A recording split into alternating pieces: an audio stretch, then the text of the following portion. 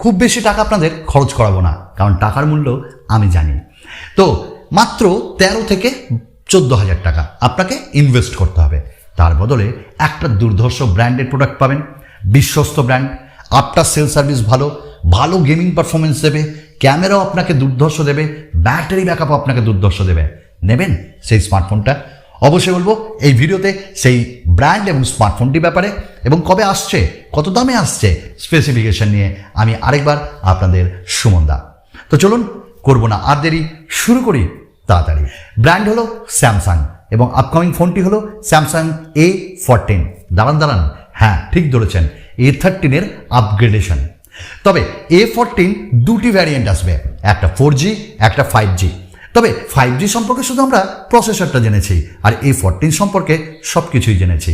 কি ইনভেস্ট করবেন তো স্যামসাংয়ে? আমার মনে হয় একটা ভালো ব্র্যান্ড, বিশ্বস্ত। স্যামসাং স্মার্টফোন কারা ইউজ করেন একটু কমেন্ট করুন, আর অন্য ব্র্যান্ড স্যামসাং ছাড়া কারা ইউজ করেন তারাও একটু কমেন্টস করুন। ভালো লাগলে ভিডিও কোথাও একটা হয়ে যাক লাইক, আর অবশ্যই আপনাদের কমেন্টসের জন্য অপেক্ষায় রইল আপনাদের সুমন দাদা। পরিবারের সদস্য হবেন নাকি?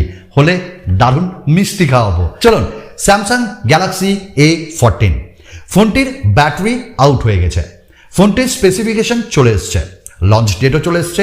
কেন চলে এলো? প্রথমত এই স্মার্টফোনটি টিনা সার্টিফিকেশনে লিস্টেড হলো। প্রথমত যেমন লিস্টেড হলো, দ্বিতীয়ত এনবিটিসি সার্টিফিকেশন সাইটেও এটি লিস্টেড হলো। তার থেকেও বড় কথা, এটি গিগবেঞ্চে লিস্টেড হলো, এবং যার অন্তত বেঞ্চমার্ক স্কোর হাজির হয়ে গেল। যেখানে অন্তত বেঞ্চমার্ক স্কোর A14 পাওয়া গেছে সিঙ্গেল স্কোর 1658, আর মাল্টিকোর স্কোর 5283। মানে বুঝতে পারছেন, বেশ পাওয়ারফুল একটা চিপসেট এতে দেওয়া হবে। বললাম না, বেশ একটু গেমিং ব্যাপার থাকবে।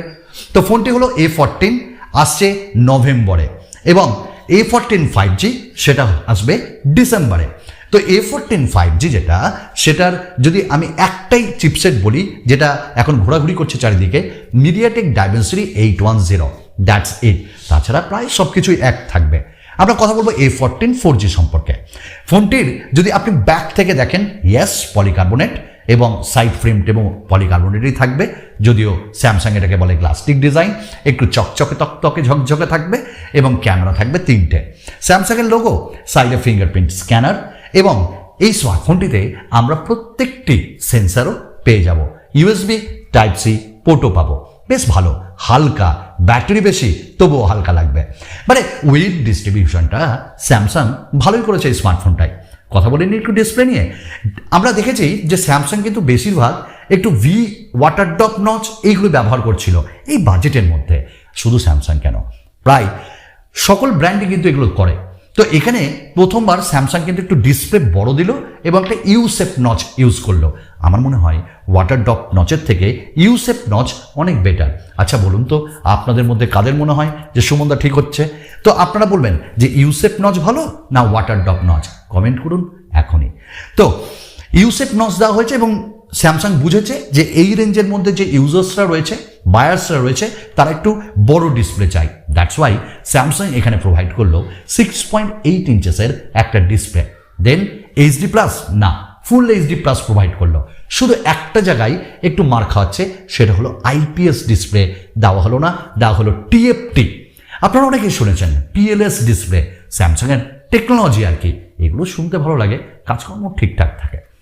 এবং এই স্মার্টফোনটিতে 90 হার্টজের রিফ্রেশ রেট দেওয়া হয়েছে। এইটা ভালো কাজ করেছে, এক জায়গায় কম্প্রোমাইজ, আরেক জায়গায় ভালো কাজ।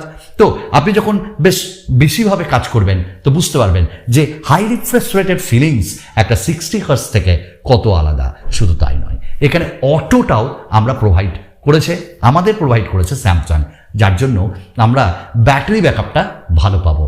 আচ্ছা, এখানে ওয়াইড বাইন L1-এরও সাপোর্ট দিয়েছে, এবং চিনটা কিন্তু অন্যান্য এই রেঞ্জের স্মার্টফোনের থেকে একটু কম, যেটার জন্য একটু full view kind of feeling আপনার হবে। এবং স্যামসাংয়ের যে কালার্স, সেটার যে আউটকামিং, সেটাও কিন্তু খুব সুন্দর, এবং ইনডোর আউটডোরে কোনো প্রবলেম হবে না। Let's talk about the variants. এই স্মার্টফোনটি আসবে একটি মাইক্রো SD কার্ড, দুটো সিম ইউজ করার মতন ফিচার্স নিয়ে। একই সাথে এখানে আমরা 4GB ভ্যারিয়েন্ট থেকে স্টার্ট করতে পারবো, 6GB ভ্যারিয়েন্টও আসবে, এবং 8GB ভ্যারিয়েন্টও আসবে। তো 4GB 6GB, কিন্তু এখানে দারুণ করেছে ভার্চুয়াল র্যাম, অর্থাৎ আপনার স্টোরেজ থেকে স্যামসাং নেবে এবং ওটি 8 GB ট্রান্সফার করে দেবে, মানে 4 GB আপনার র্যাম আর 4 GB নিয়ে ওটা 8 GB, মানে একটা ফোনে আপনি 8 GB র্যাম পাচ্ছেন। হ্যাঁ, এগুলো কথা বলে ঠিকই, কতটা কাজ করে ঠিকঠাক। এই স্মার্টফোনে আমরা পাচ্ছি আরেকটা জিনিস, সেটা হলো LPDDR4 র্যাম টাইপ, যার জন্য পারফরমেন্সও বেশ ভালো পাবো। আচ্ছা, কথা বলে নিই প্রসেসর নিয়ে, তাই না?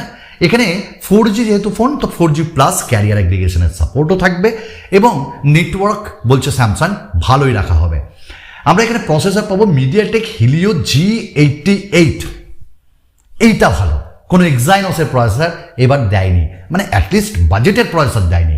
G88 ভালো পারফরমেন্স দেবে, ভালো গেমিং এক্সপিরিয়েন্স দেবে, ভালো মানে আমি ফ্ল্যাগশিপ লেভেল বলছি না, এই দামের মধ্যে যতটুকুন দেওয়া উচিত তার থেকে একটু এক্সট্রা দেবে। এবং এখানে হিটিং ইস্যু আমরা পাবো না, স্যামসাংয়ের ফোনে হিটিংটাকে একটু ভালোভাবে ম্যানেজ করা হয় এবং এর জন্য আপনি ডে টু ডে ইউসেজে কোনো ল্যাগ ফিল করবেন না, পারফরমেন্স ভালো দেবে, একটু ভালো ভালো অ্যাপসগুলো ইউজ করতে পারবেন। এই স্মার্টফোনটিতে আমরা যদি ক্যামেরা বলি তাহলে 50 মেগাপিক্সেলের ক্যামেরা দেওয়া হয়েছে, এটা একটা ভালো জিনিস।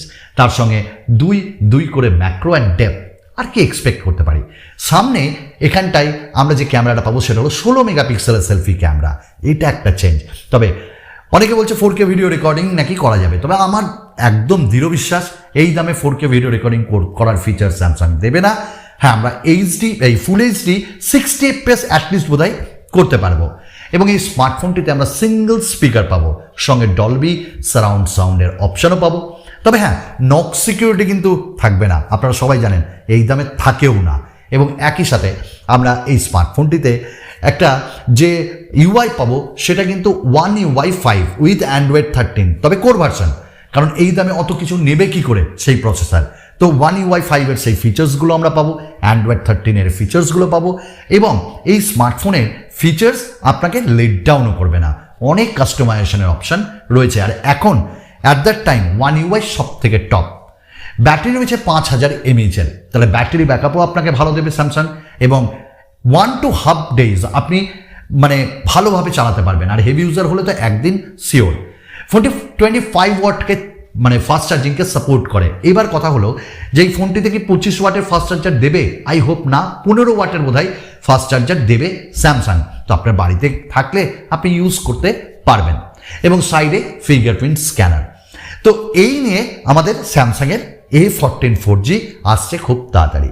এবার দামটা বলি, কত দাম? ইন্ডিয়াতে বলা হচ্ছে এই স্মার্টফোনটি 12 থেকে 13 হাজারে আসবে এবং বাংলাদেশে খুব বেশি বাড়বে না কিন্তু দাম, 16 থেকে 15, 16, 17-র মধ্যেই কিন্তু এটা থাকবে যদি এই দামে স্যামসাং এই স্মার্টফোনটি আনে। আমি বলবো বাজেটে যারা গেমিং স্মার্টফোন চাই, সবার তো আর মানে ক্ষমতা নাই যে আমি খুব দামি স্মার্টফোন কিনবো, মিড রেঞ্জে কিনবো। অনেক কে রয়েছে এরকম যে ভাই একটু যদি কম দামে ভালো একটা মোটামুটি পারফরমেন্সওয়ালা স্মার্টফোন, একটু ক্যামেরা ভালো পাই, ভালোই হবে। তো এইটা সেই লোকেদের জন্য, সেই ইউজারদের জন্য। তো এই রেঞ্জে আমি বলবো স্যামসাং এটা ভালো কাজ করছে। আর দেখা যাক কত দামে তারা লঞ্চ করে এবং বাংলাদেশে খুব তাড়াতাড়ি চলে যাবে। আর একটা কথা ভাই, স্যামসাংয়ের আফটার সেল সার্ভিস কিন্তু খুব ভালো।